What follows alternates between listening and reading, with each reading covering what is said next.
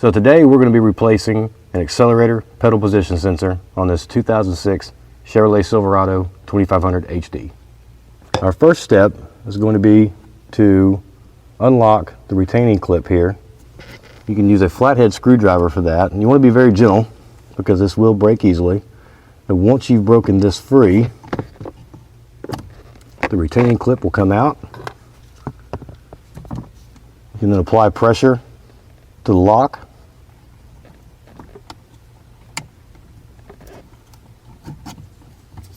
And remove the harness.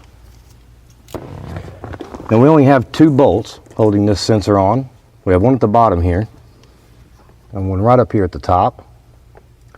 So I'm going to be using an extension along with a wobble and a 10mm socket. I'll go ahead and break those free. And then we can just pull the pedal free from the mount.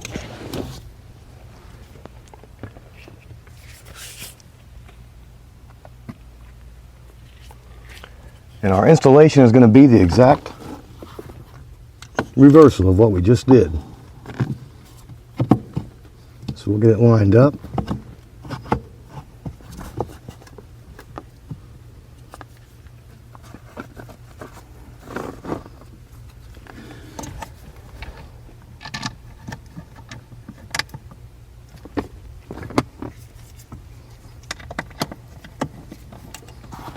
And now that we have our two bolts replaced, we can now put our pigtail back on, just lining it up with the locking notch.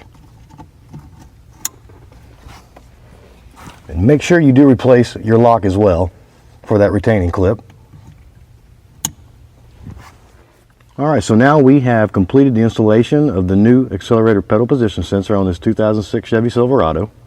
Make sure you go in and clear any codes that were associated with the pedal, and then also check your service guide for any relearns that are going to be necessary for the new pedal on this vehicle.